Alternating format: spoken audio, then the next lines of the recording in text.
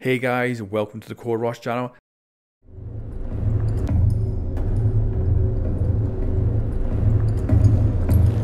You never saw me coming. Don't feel so bad. Nobody ever sees me.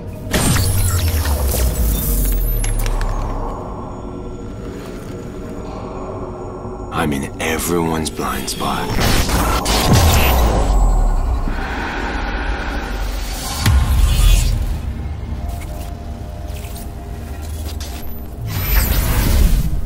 So let's go in depth on the new trailer for Vigil, the South Korean defender for the white noise season for Rainbow Six Siege.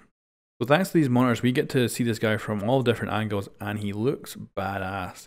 I can't stop thinking that he looks totally like some sort of ninja, and loving the black uniform, I think he looks incredible. So as we go forward, we see the cameras are all tracking him, and of course he just stops right there. We can see that he's got his device on his back, which I think intercepts the video feeds, edits them, and then rebroadcasts them back, and that's how he becomes invisible to cameras. So he'll be invisible to drones. I don't think he's entirely, obviously, invisible running around the map, but he's damn cool. He doesn't seem to have any kind of, like in Ghost Recon, you kind of had like a cloak effect. Doesn't seem to have anything like that. He just vanishes entirely from the screens. So I think that's what his device is doing. If you look ahead, we see this kind of static come over, and this will be interesting if you actually get to see this in game when you're on your drone and know something's up, but might not be. It doesn't last long, and suddenly, boom, he is entirely gone. So we can see him standing there, but he's completely edited out. Originally, when I theorized what this guy's ability was going to be able to do, I thought maybe it'd be something like Titanfall, where he has an invisibility cloak that is really good against cameras. So in Titanfall, for instance, you can be really well hidden against Titans, but actual players run around the ground, they can see a lot easier. Whereas I think this is more of an interception technology. It's intercepting the video feed from like the drones and then rebroadcasting it back with him edited out of it. And that basically that's a little mini computer on his back that's doing all that processing power, which would be a hell of a lot. Then he turns around to almost face us.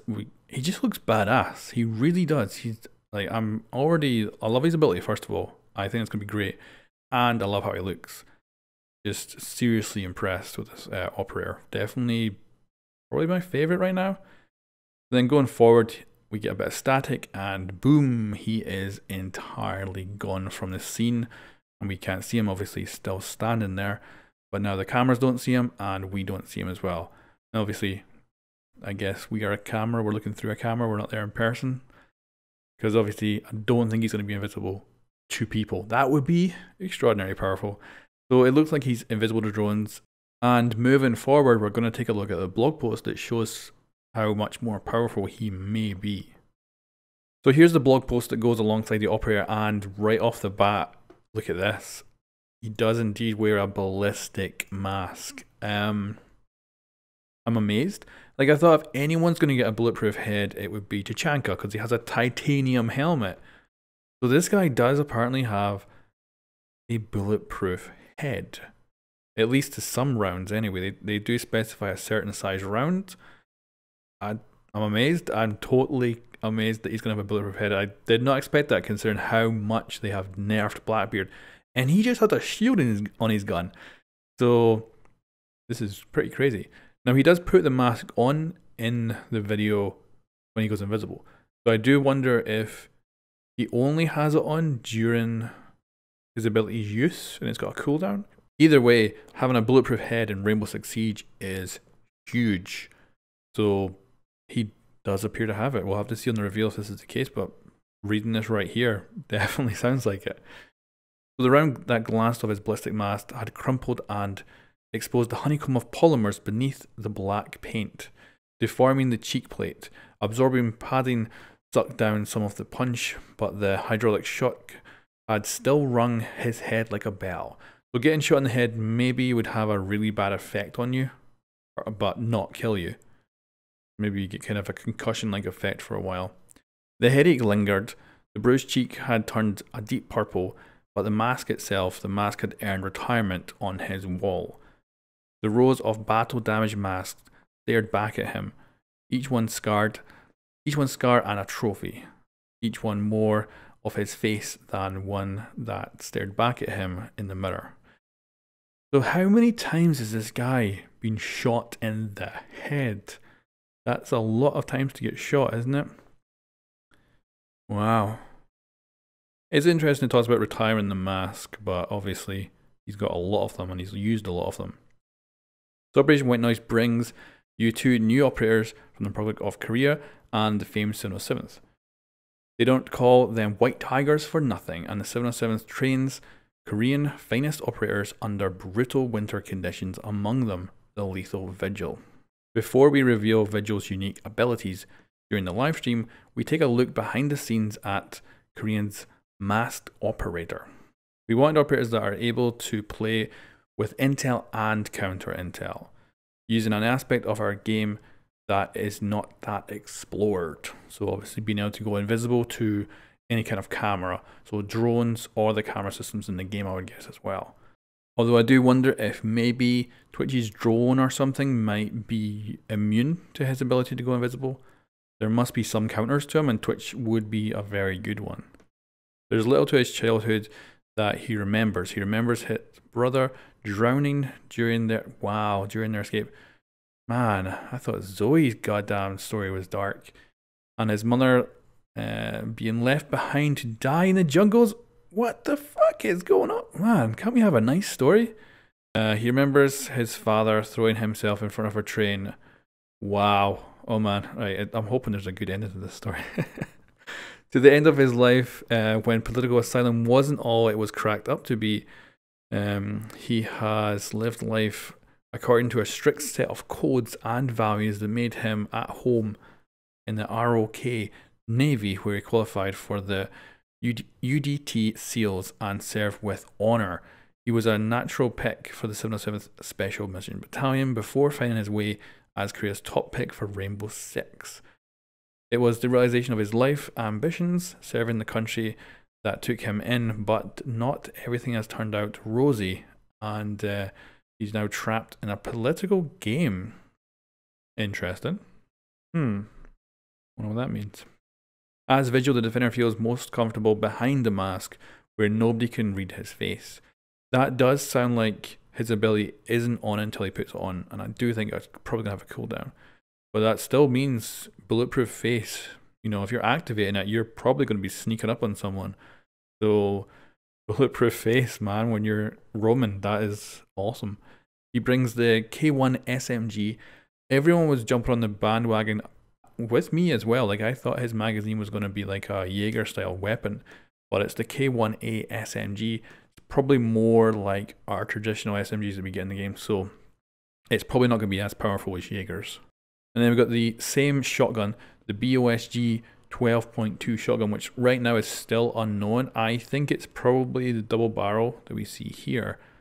That's best guess, but because it's not got a common name, it'll be like a variation, and will, you know, just be a bit different from reality to make it not break copyright, basically. But that should be quite an interesting shotgun. And the fact it says 0.2 is the reason people think it's going to be a double barrel, which it might well be, but right now we don't know. Sunday is when it will get revealed and we'll know more. And he's going to have the same secondaries as the attacker, so he's going to have the C75 auto and the SMG 12. So they're both machine pistols. And we actually see the SMG 12 being used in the attacker's trailer, so we have an actual good image of that one. He also marries the traditional personality of the hard fighting and traditional soldier, but with a new trick in his repository that's bound to catch opponents unaware. So keep checking back for more information. So there'll be a full reveal on Sunday. I think tomorrow should be relatively quiet, probably not many teasers, although we could still get like a full trailer for the whole season. Could happen, but I would guess they would hold it off to the 19th and show it during the live stream, so we'll see. But not far away now, and I'm super excited actually. Now let's move on and let's recap and look at brand new theories for the other two operators. So we got the female Korean teaser yesterday, and I thought she was going to be a sound-based IQ, but you guys have been putting a lot of really good theories out there So I think what we're actually dealing with here is, from your guys' ideas, an operator that can make the camera phone, which the defenders use to look at the cameras, which I never really thought as a phone. I thought it was always a dedicated device just for looking at cameras. I never thought it'd be a good idea to have an actual phone on scene which could ring and give away your position. But the more I think about it, the more I think it's probably true. However, I doubt it's going to be as loud as what we actually hear in the trailer. Maybe something much more subtle, but I do think it'll be audio based, and it will probably have to do with the cameras, because I think you guys are right. The only problem I have with that idea is that it's not very hacker based. Like, she's very much being put over as this hacker, and basically phoning some phones with actual phone numbers isn't particularly very hacky. So I'm wondering if there might be a second level to her that does allow her to hack into something. And I'm going to just hope that it ends up being the camera hack, actually getting into the camera system, viewing all the cameras, maybe even viewing Valkyrie's cameras, but maybe limited, maybe not like you get in there and use them forever. And I don't know how you'd initiate it as well, but I'm hoping there will be another level to it.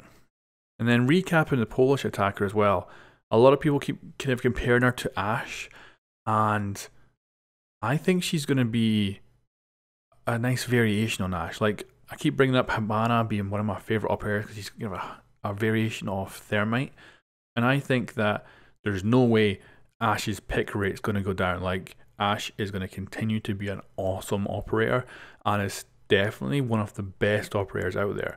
So I don't think this girl is going to replace her, but I think that Zoe will be a very good pick alongside Ashe. Like, imagine the two of them teaming up. So I think her gadget's actually going to be really, really good. Now, the one thing I do wonder about Zoe is that Ella has a down but not out ability, which means you can set off one of her concussion grenades.